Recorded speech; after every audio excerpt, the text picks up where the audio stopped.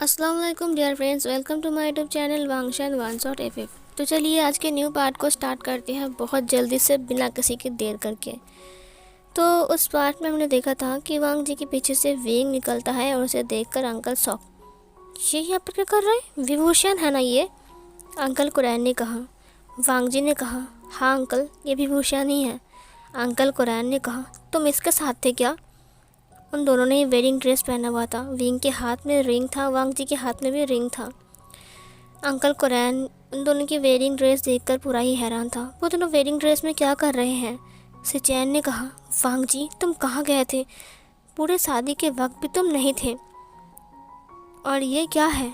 विभूषण, ये कहाँ मिला तुम्हें? और वैन चाओ तुम कहाँ थे? वैन चाओ ने कहा, वो दरअसल बात ऐसी कि ये बोलकर वैन चाओ अंदर आ गया। वैन चाओ ने कहा, विंग और वांग जी की शादी हो गई। ये सुनकर अंकल कुरैन ने कहा, क्या कहा तुमने? ये सब कुछ आवाज़ हमारे चैंग को सुनाई दे रहा था। चैंग और रहा नहीं पाता है। उसके बाद वो धीरे धीरे करके उस रूम से बाहर आकर झांक कर देखने लगा। उसने देखा कि दरवाजे पर विंग और वांग जी खड़ा है। वो दोनों ही वेडिंग ड्रेस पर है। अंकल कुरैन उन दोनों के सामने खड़ा है। वैन चाओ साइड में खड़ा है और सिचैन भी सामने खड़ा है। उसने कहा, विंग? उसके बाद वो धीरे धीरे करके नीचे आने लगा। वो बहुत घबराते हुए नीचे आ रहा था। विंग बहुत घबरा रहा था। वैन डोहान ने कहा, वांग जी तुम्हारी हिम्मत कैसे हुई? वांग जी ने कहा, कौन सी हिम्मत अंकल? अंकल ने कहा, तुमने विभूषण से शादी कर लिया, वो भी मेरा बिना परमिशन के। वांग जी तुम्हारी हिम्मत कैसे हुई? वांग जी ने कहा, मैं विंग से प्यार करता हूँ और शादी करने के लिए हिम्मत की ज़रूरत है। ये किसने कहा? बस प्यार की ज़रूरत है। मैं वांग जी और ये विंग, हम दोनों आपस में प्यार करते हैं, इसीलिए हम दोनों ने शादी भी कर लिया। आपको कोई एतराज़ है अंकल? उसके अंकल ने कहा, बस वांग जी तुम्हें शर्म नहीं आ रहा है? बेशर्म की तरह बोले जा रहे हो। क्या तुम्हें मैंने यही सीख दिया है? वांग जी ने कहा, बट अंकल मैं विंग से प्यार करता हूँ, ना कि वैनचिंग से। आप ज़बरदस्ती मेरे ऊपर वैनचिंग को चढ़ा रही थी और वैनचिंग किसी और से प्यार करती है। सो मुझे लगता है कि आप गलत कर रहे थे, ना कि मैंने कोई गलत काम किया है। सिचैन ने कहा, अंकल जो कुछ भी हुआ है हो गया है, अब उन दोनों को अंदर आने दीजिए। कुरैन ने कहा, नहीं, अगर अंदर आना है तो सिर्फ वांग जी आएगा। ये बदतमीज़ लड़का अंदर नहीं आएगा, समझे? वांग जी ने विंग की हाथ को पकड़ते हुए कहा, अंकल कुरैन मेरी बात कान खोलकर सुन लीजिए। विभूषण अब मेरा ओमेगा वाइफ ही है, तो मैं उसे अंदर लेकर आऊँगा। अगर वो नहीं आएगा तो मैं भी नहीं आऊँगा। कुरैन ने कहा, वांग जी तुम मुझसे ज़बान लड़ा रहे हो? वांग जी ने कहा, ज़बान नहीं लड़ा रहा हूँ, मैं बस मेरी ओमेगा की तरफ से बोल रहा हूँ। विंग मेरी ओमेगा वाइफ ही है और मैं उसे ही लेकर अंदर आऊँगा, चाहे आपको एतराज़ हो या फिर कुछ और हो। विंग मेरे साथ ही रहेगा, मेरे रूम में, मेरे घर में। ये सुनकर अंकल कुरैन ने कहा, वांग जी तुम मेरी डिसीजन पर बोल रहे हो? वांग जी ने कहा, ऑफ कोर्स अंकल, क्योंकि ये बात मुझ पर नहीं बल्कि मेरी ओमेगा के ऊपर आ रही है। सो मैं मेरी ओमेगा को छोड़कर नहीं रह सकता हूँ और ना ही वो मुझे छोड़कर रह सकता है। सो हम दोनों ही इसी घर में रहेंगे। कुरैन ने कहा, नहीं, ये बदतमीज़ लड़का इस घर में नहीं रहेगा। वांग जी ने कहा, तो फिर ठीक है, अगर विंग इस घर में नहीं रहेगा तो मैं भी इस घर में नहीं रहूँगा। वैन चाओ ने कहा, अंकल जो कुछ भी हुआ सो हो गया, अब एक्सेप्ट कर लीजिए। उसके अंकल ने कहा, तुम चुप रहो, तुमने ही सब कुछ किया है ना? ओह अब मैं समझा तुम्हारा ज़रूरी काम क्या था। वैन चाओ ने आंखों को बंद करते हुए कहा, ओह गॉड, ये समझ गया ये बुढ़ा। कुरैन ने कहा, इसका मतलब तुम इन दोनों को ले जाकर शादी करवा कर लेकर आए हो और ये था तुम्हारा इम्पोर्टेंट काम? वैन चाओ ने कहा, देखिए वो दो लोग आपस में प्यार करते हैं, इसमें मैं क्या करूं? और वैसे भी दो प्यार करने वालों को अलग नहीं करना चाहिए, है ना अंकल? उसके अंकल ने कहा, शट अप, चुप रहो। वैन चाओ चुप हो गया। एक तो बुरा काम करके आए हो, ऊपर से जबान लड़ा रहे हो। वैन चाओ ने कहा, ओ गॉड, इस अंकल के सामने बोलना बहुत मुश्किल है। अंकल कुरैन ने कहा, वांग जी तुम चाहते क्या हो? वांग जी ने कहा, कुछ नहीं, मैं बहुत थक गया हूँ, मुझे थोड़ा आराम करना है, तो प्लीज़ हम दोनों को अंदर आने दीजिए, रास्ते से हटिए। कुरैन ने कहा, तुम इसको लेकर इस घर के अंदर आओगे? वांग जी ने कहा, कोई बात नहीं अंकल, वैसे भी मेरा एक गेस्ट हाउस भी है, मैं वहाँ पर जाकर भी रह सकता हूँ, मुझे कोई प्रॉब्लम नहीं है। अगर आप मुझे कंपनी से बाहर निकाल दोगे तो भी कोई प्रॉब्लम नहीं है, मुझे कोई अच्छी खासी जॉब मिल जाएगी। दूसरी कंपनी में। ये सुनकर अंकल कुरन घबरा गए। सिचैन ने कहा, अंकल प्लीज़ अब सीन क्रिएट मत कीजिए, उसे अंदर ले लीजिए। जो हुआ सो हो गया है, अब होने को तो हम नहीं टाल सकते हैं ना। अंकल आप समझ रहे हो ना। उसके अंकल ने कहा, तुम्हारा मतलब क्या है? इस बदतमीज़ लड़के को मैं एक्सेप्ट कर लूँ? सिचैन ने कहा, हमारे पास दूसरा कोई ऑप्शन नहीं है, और वैसे भी विंग इतना बुरा भी नहीं है जितना बुरा आप सोच रहे हो। हाँ वो थोड़ा बदमाश है। कुरैन ने कहा, बस करो। सिचैन ने कहा, अगर वांग जी यहाँ से चला जाएगा तो फिर आपका प्रोजेक्ट का क्या होगा? वेंचा वहाँ पर आ गया। उसने कहा, अंकल एक बार सोच लीजिए, अगर आपने वांग जी को भगा दिया तो फिर आपका 500 करोड़ का प्रोजेक्ट पानी के अंदर डुबकी लगाएगा। ये सुनकर अंकल कुरैन ने कहा, तुम मुझे थ्रेट दे रहे हो या फिर ब्लैकमेल कर रहे हो? वेंचाओ ने कहा, ब्लैकमेल मैं क्यों करूँगा भला आपको, और थ्रेट क्यों दूंगा? और वैसे भी मैं बस ऐसे ही समझा रहा था, क्योंकि 500 करोड़ का प्रोजेक्ट तो वांग जी चला रहा है ना, उसके दिमाग पे चल रहा है। अगर वांग जी कहीं और कंपनी में चला गया तो फिर आपकी कंपनी को क्या होगा? कुरैन ने उन दोनों को बहुत गुस्से में घूरा। उसने अपने माइंड में कहा, मुझे इस बदतमीज़ लड़के को सिर्फ और सिर्फ वांग जी की वजह से एक्सेप्ट करना पड़ रहा है। इसको मैं घर से निकाल कर एक दम लूँगा। बस तुम कुछ दिन के ही मेहमान हो, उसके बाद देखना वांग जी खुद ही तुम्हें इस घर से बाहर निकाल देगा। वांग जी ने कहा, अंकल तो हम क्या चले जाएं यहाँ से? अंकल कुरैन ने कहा, अब रुक जाओ। वांग जी और विंग रुक गए। विंग ने कहा, लानजान ये सब कुछ मेरी वजह से हो रहा है, तुम अंदर चले जाओ, मैं फिर से नहीं हो सिंह के घर में। वांग जी ने कहा, विंग अब तुम मेरे वाइफ ही हो, मैं तुम्हें छोड़कर नहीं रह सकता हूँ, समझे?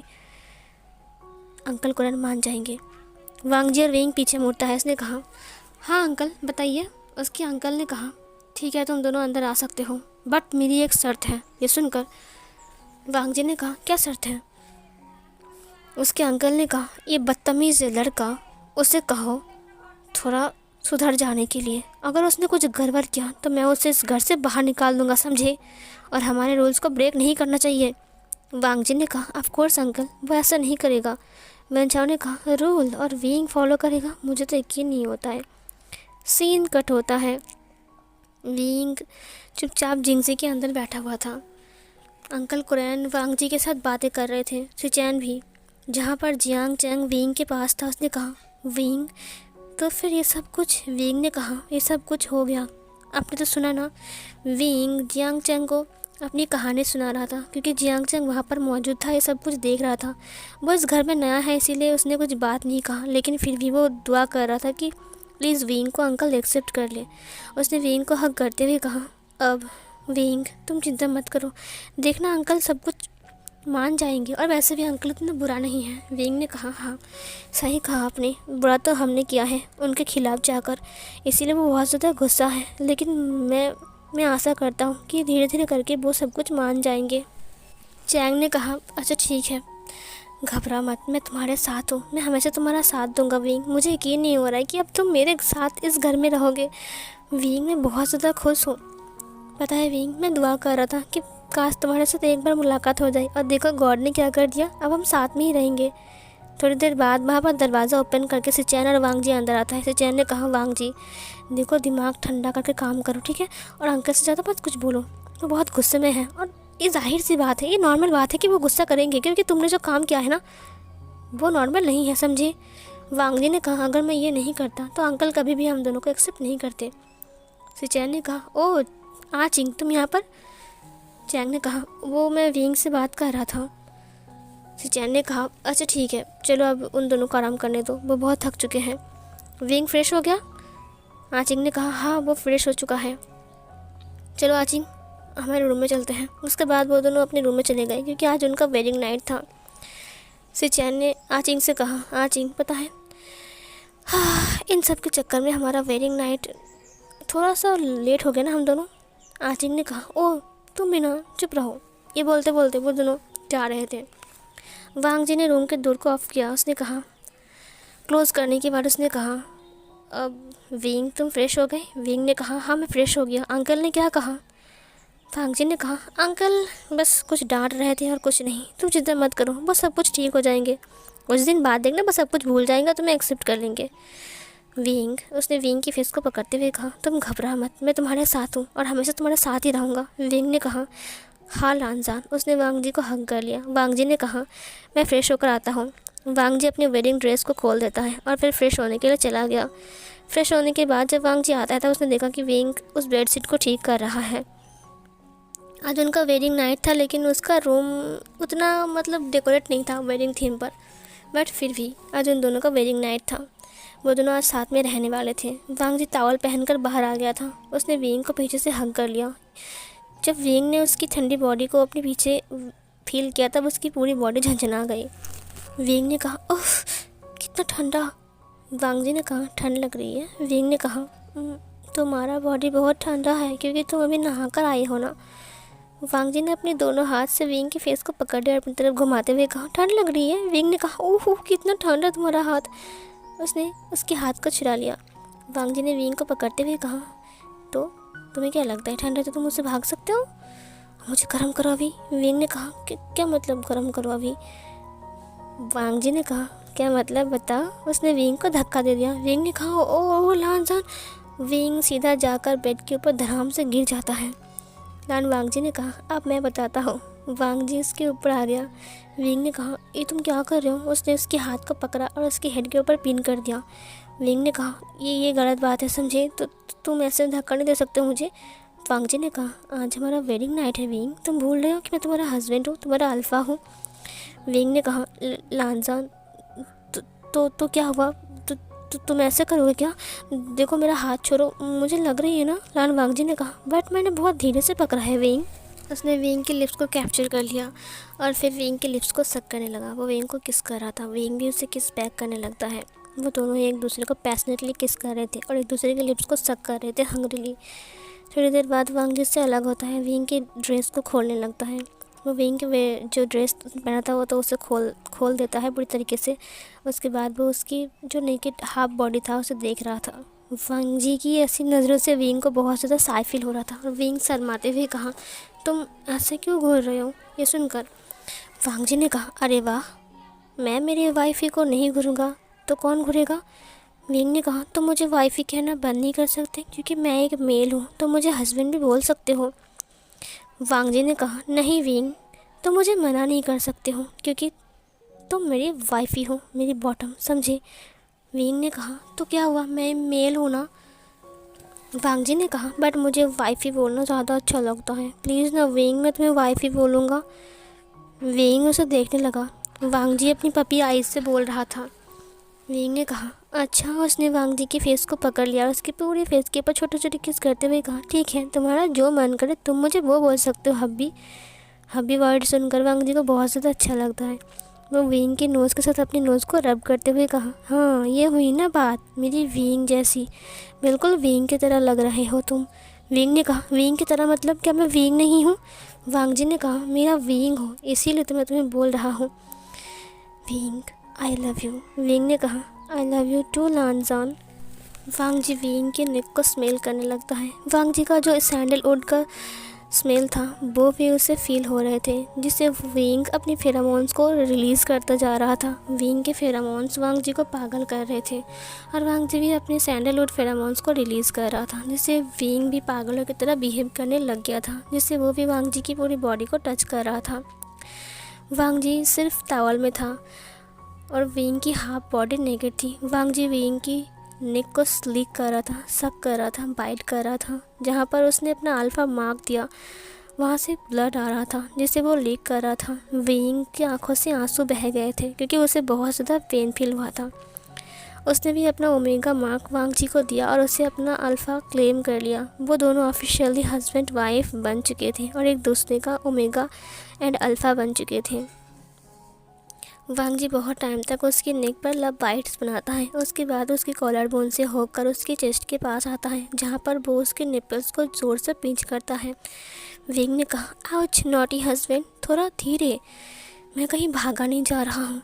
वांग जी ने कहा, विंग, मैं तुम्हें खा जाऊँगा। ये बोलकर वो उसके निपल्स को सक करने लगता है, लिक करने लगता है, बाइट करने लगता है और बारी बारी में उसके ब्रेस्ट को स्क्वीज भी कर रहा था। वो उसके पूरे चेस्ट के ऊपर धीरे धीरे लव बाइट्स बना देता है और धीरे धीरे करके वो नीचे भी आ रहा था। वो उसकी पूरी बॉडी के ऊपर, पूरी टमी के ऊपर, पूरी बेली के ऊपर, नेवल के पास, हर जगह पर वो लव बाइट छोड़ रहा था और उसकी नेवल को अपनी टंग से लेकर खेल रहा था। वो धीरे धीरे करके अपने हाथ से विंग का जो ट्राउज़र था उसकी बटन को ओपन कर देता है और बटन को ओपन करने के बाद वो अपने हाथ को इंसर्ट करके उसकी लोअर बॉडी पार्ट को रब करने लगता है, जिससे विंग क्यूटली आवाज़ें निकल रहा था। सीन कट होता है। इधर हम सिचैन और आचिंग को देखते हैं, जो लोग अपनी रोमांस में डूबे हुए थे। उन दोनों का ड्रेस फ्लोर में बिखरा हुआ था। वो दोनों ही एक साथ इंटीमेट हो रहे थे, जहाँ पर आचिंग बार बार लाउडली मौन कर रहा था और सिचैन उसकी कानों को बाइट करते हुए बार बार बोल रहा था और लाउडली, मैं चाहता हूँ कि तुम और लाउड चिल्लाओ। ये सुनकर आचिंग भी उसे अपनी नाखूनों से उसकी पीठ को नोच रहा था। वो बहुत ज़्यादा रफ था और बहुत ज़्यादा फास्ट मूव हो रहा था। उन दोनों का बेड ही काँप रहे थे और उन दोनों की बॉडी आपस में टक्कर खा रहा था। सीन कट होता है। इधर हम वांगजी को देखते हैं, जिसने अपने फिंगर को विंग की लोअर बॉडी पार्ट के अंदर इंसर्ट कर चुका था और विंग का ट्राउज़र नीचे फ्लोर में गिरा हुआ था।